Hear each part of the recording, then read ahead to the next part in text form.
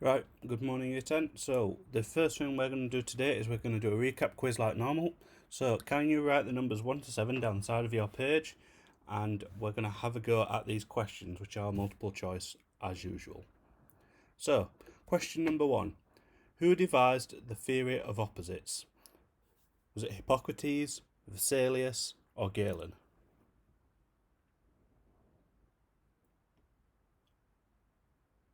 Number 2. In what year was Mary Stuart executed? Was it 1583, 1588, or 1587?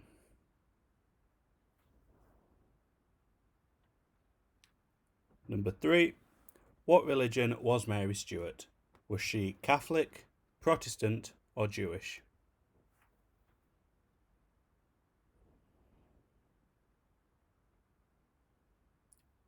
Number 4. Who devised germ theory in 1861? Was it Edward Jenner, Louis Pasteur, or Robert Koch?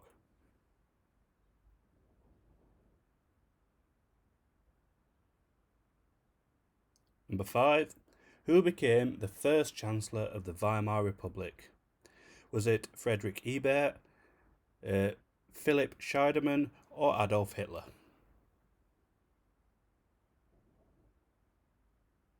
Number 6. What nickname was given to the German diplomats and politicians who agreed to the Treaty of Versailles? Was it the October Thieves, the December Convicts, or the November Criminals? And number 7. Who developed germ theory further by arguing that different germs could cause different diseases? Was it Louis Pasteur, Robert Koch, or Edward Jenner?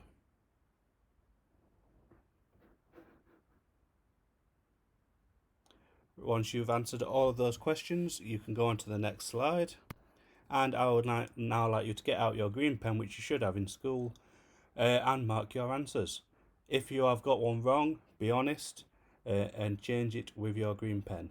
So, who devised the theory of the four humours? That was Galen. In what year was Mary Stuart executed? It was 1587. What religion was Mary Stuart? She was Catholic. Remember, Mary Stuart is just another name for Mary, Queen of Scots. Who devised germ theory in 1861? That was Louis Pasteur. Who became the first Chancellor of the Weimar Republic? That was Friedrich Ebert. What nickname was given to the German diplomats and politicians who agreed to the Treaty of Versailles? They were the November Criminals. And who developed germ theory further by arguing that different germs cause different diseases? That was Robert Koch. So, once you've marked those and you've corrected any you've got wrong, can you go to the next slide? And here I would like you to write down the title at the top of your page, which is How Successful Were Left and Right Wing Challengers to the Weimar Republic? Now, this lesson itself is quite political, and we're going to talk about politics quite a lot to start with. But first, we have our 4 key words for this lesson. We have moderate, which is a person who does not have extreme views and is closer towards the centre of the political spectrum. That is something we're going to look at later. We've got extremist, a person who holds left or right wing beliefs but is far away from the centre of the political spectrum. We've got Spartacist. The Spartacists were an extreme group of left wing supporters which basically wanted communism. And we've got the Freikorps, which are former World War I soldiers who formed an extreme right wing group after defeating the Spartacists. So, once you have written your title, we will start the lesson. So, as we know, Germany signed the Treaty of Versailles on the 28th of June 1919.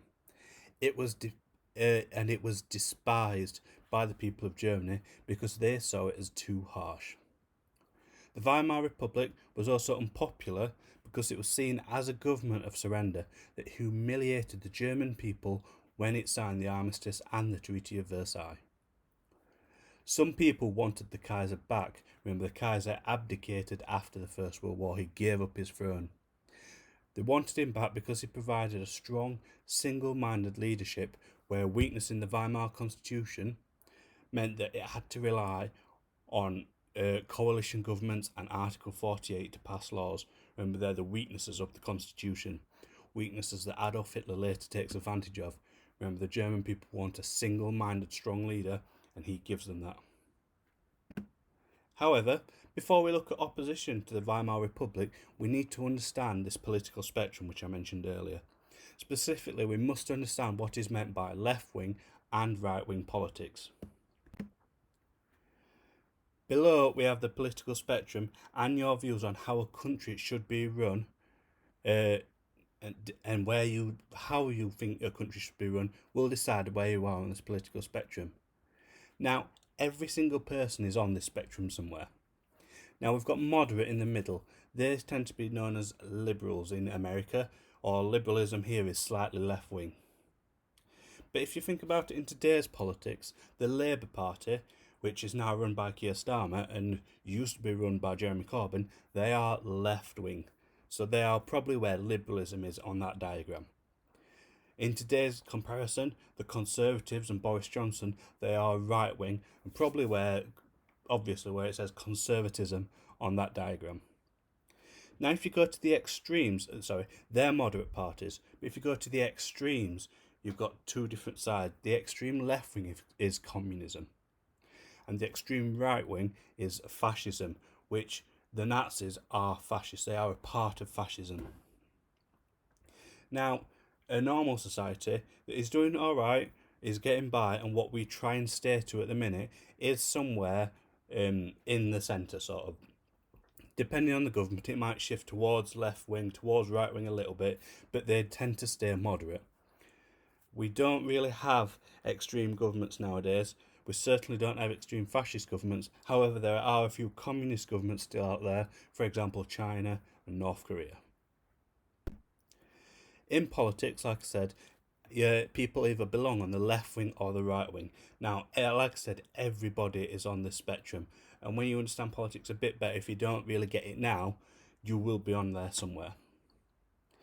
The right wing believes that people should look after themselves, with no interference from the government.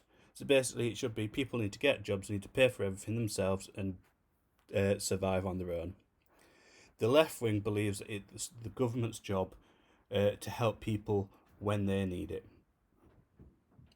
And they are more willing to let the government help people, and say people haven't got jobs and they give them benefits and things like that. That is more left wing.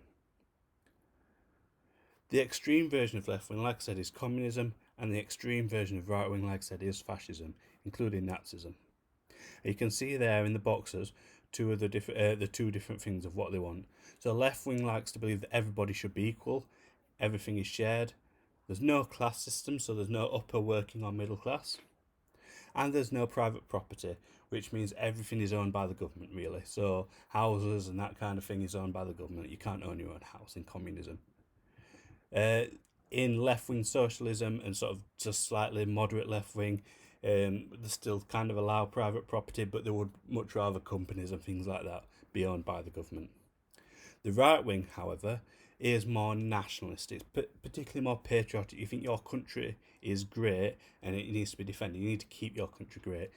So Boris Johnson, like I said, is more right-wing than any Labour supporters, because he's part of the Communist Party. You've also got Donald Trump, who is significantly more right-wing than most leaders we've had lately.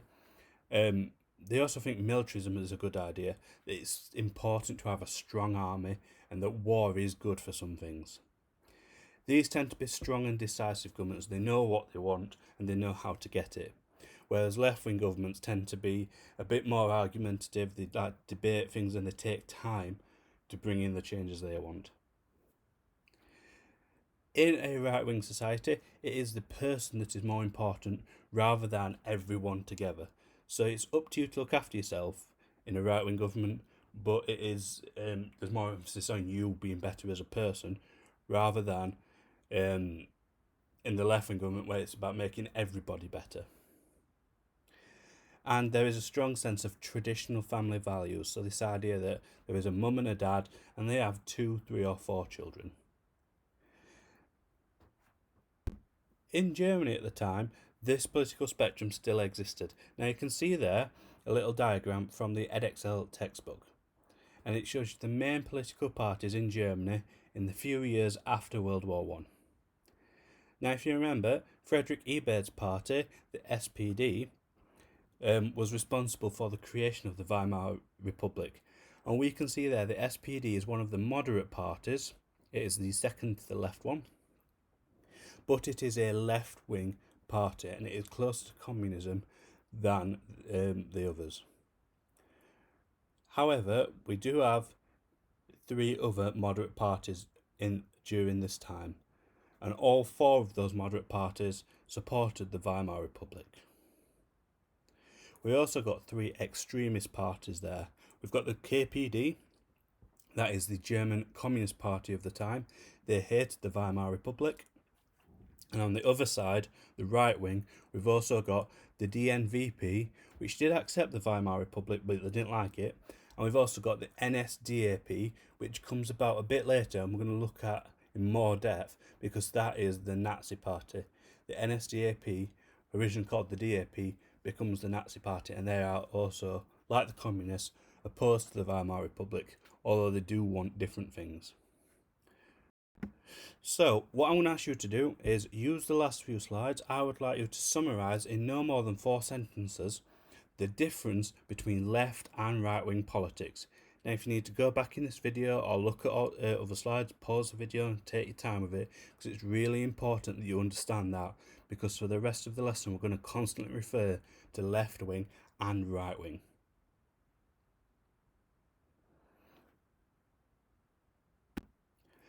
Now, once you've done that, I would like you to turn to a brand new page and to turn your page horizontally, so you're looking at it basically long ways. I would like you to copy this table out. Now, I apologise for it being such a big table. I would have printed this off and given it to you in lessons. Unfortunately, because of home learning, I can't do that. So I am going to have to ask you to copy the table out as neatly as you can using a ruler, and make sure you've got enough room to make a few brief notes in the Spartacist box and the Kapp Putsch box. And we're basically just going to answer those questions.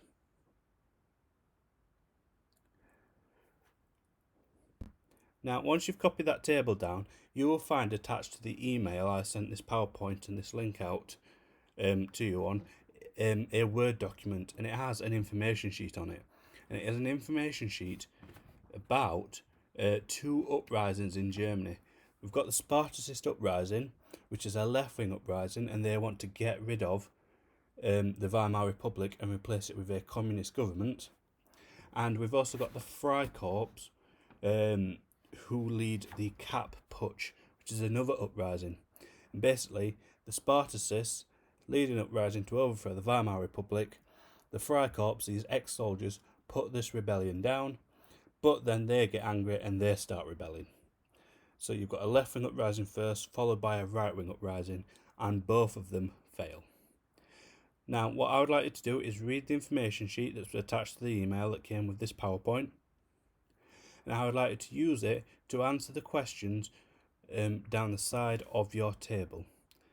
Now, try and get as much as you can in your boxes. Don't feel like you have to copy it out word for word, but you must answer those questions, okay? So, now you've answered those questions and you have finished your table, we are now going to use that knowledge and apply it to something. So in your exam, you'll get a question that looks something like this one I'm about to read out. You'll get something that looks a bit like, how useful are sources D and E for an inquiry into challenges to the Weimar Republic, 1919 and between 1919 and 1923, and that is 8 marks. This style of question is used is the same kind of question used in the World War I section on your medicine paper, so you have actually seen this question before. However, we have completed the Elizabeth unit in between that, so I'm going to refresh your memory a bit. We're going to go into it in more depth, but it's looking at 2 primary sources, 2 pieces of evidence, and saying how useful are they for a historian who's trying to research something, in this case, challenges to the Weimar Republic. You will need to write 2 paragraphs for this question, 1 for each primary source. and show how useful each one, how useful of each one, and sort of a mini conclusion to say which is more useful. Now, what we're going to focus on today is we're not necessarily going to write that mini conclusion. We're just going to focus on the paragraphs today. Okay? So, these are the two sources we are going to look at. First, we have a poster, which is showing it's like a poster for the Spartacist Uprising. And then we have a photograph of the Freikorps soldiers in Berlin during the Kapp Putsch. And they're the ones who are more right-wing. Now, if you remember back to your First World War part of Medicine Through Time, you remember that to analyse sources, we use something called CNOP, which is content, which is what can you literally see, what can you pick out from the source. We've got nature, that is in the form of what is the source, basically. So it's either a poster, a photograph, a letter, a diary entry. Origin, that is where has it come from. And purpose, why was the source made. And we can see that in this table. So, looking at source D, we have a poster, a Spartacist poster from the 1920s. The Spartacist champion of the people slays the three-headed monster, the army, the big business and landowners, considered by the extreme left wing to be the opposition of the people. It is basically saying that guy with the sword is slaying a monster, which is the right wing of Germany, so the communists can take over. Now, we're going to look at the content, nature, origin and purpose of this. So the content itself shows us that Spartacist champion with the sword. He is slaying a snake with many heads, which represents the army, big business and landowners, as it says in the top bit of writing above the source. Nature, we know source D is a propaganda poster. Now, if you remember, the word propaganda means it's trying to convince someone of something. It is trying to present something in a positive light.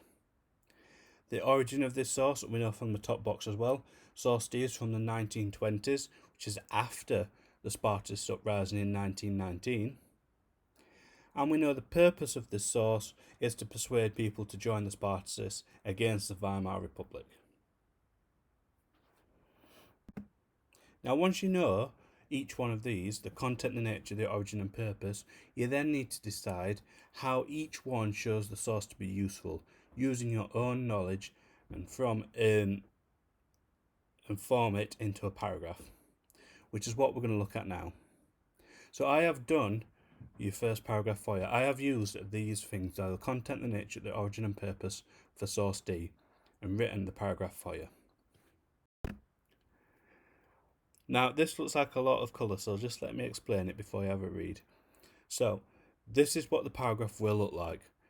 Now, I have colour-coded it so you can see where the CNOP is. For example, the blue is the content, the purple is the nature, the orange is the origin, and the green is the purpose. Where I have written in red, that is me explaining how each one makes the source useful. You do not need to discuss why the source is not useful, only why it is useful. Because in history, every single source you will ever see is useful in some way. It just might not be useful for that particular inquiry. So, we've got source D is useful to a historian investigating challenges to the Weimar Republic because it shows the communist man slaying a many-headed snake which represents big business, landowners and the army. So straight away, in my first sentence, I've mentioned the content. Then I'm going to explain how does that make it useful. I know from my own knowledge that the communists were anti-private property as they believed the government should own these things to end the class divide and personal wealth, including big business and landowners. So that's me explaining the content. Next, I'm going to move on to the nature and the origin. It is also useful as it is a Spartacist propaganda poster, which they were using to try and gather support. Furthermore, this poster is from the 1920s, which is after the Spartacist uprising of 1919. So then I'm going to start explaining it again. Therefore, it is useful as it shows the communists were still trying to gather support after the uprising had failed to overthrow the Weimar Republic. And then I bring in the purpose. As a propaganda poster, its purpose is to persuade people to join, and then back to explaining, which is useful as it shows that the Spartacists and communists still posed a threat to the Weimar Republic. Now, if we move on to the next slide, we can see that I have done the paragraph again, the same paragraph you've just seen, except I've taken the colour away so you can see what it would look like. What I would now like you to do is I would like you to write the subheading, source utility question, we do, and underline it neatly.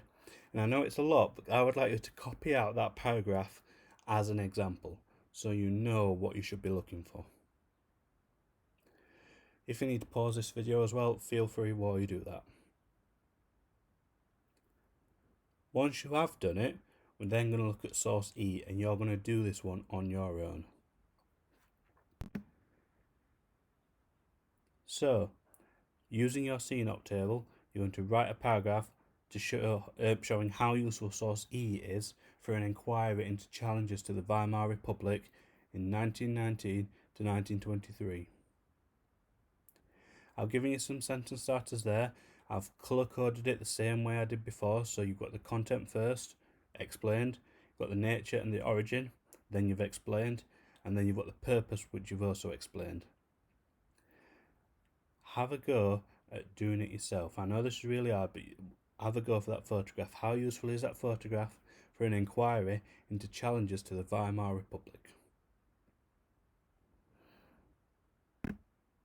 Now, once you've finished having a go at that paragraph, you will see you should have this structure. You should have source D is useful, that's my example. Source E is useful, that's where you've had a go. And we've not done this yet, but source D and E, which one's more useful? And because, but we're not going to do that today. What this is a very simplified version of the mark scheme which we teachers use to mark those kind of answers. Now, as you can see, we're going to ignore level 0 because no one cares about that. But level 1 is just a simple judgment on how useful each one is. And you've not really used much own knowledge. Level 2, 3 to 5 marks, judgment, you've judged how useful each one is. And you've linked it to the inquiry it's asked you to. So you've talked about opposition to the Weimar Republic in your answer. And then level 3, you've talked about its content and where it's come from, that's the provenance, or the origin, to explain its usefulness. And you've reached a judgment on how useful each one is.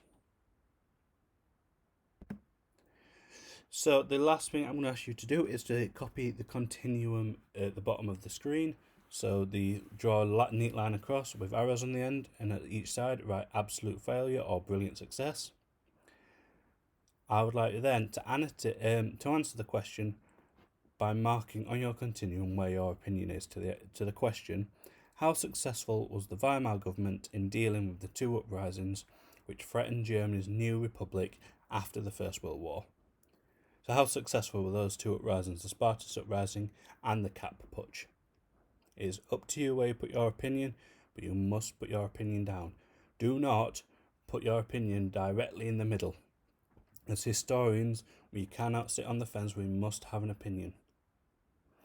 And then the last thing I would like to do this lesson is to write one sentence below to explain why you have placed your mark there. And with that, that is the end of today's lesson. So thank you for your attention, and I hope to see you all soon.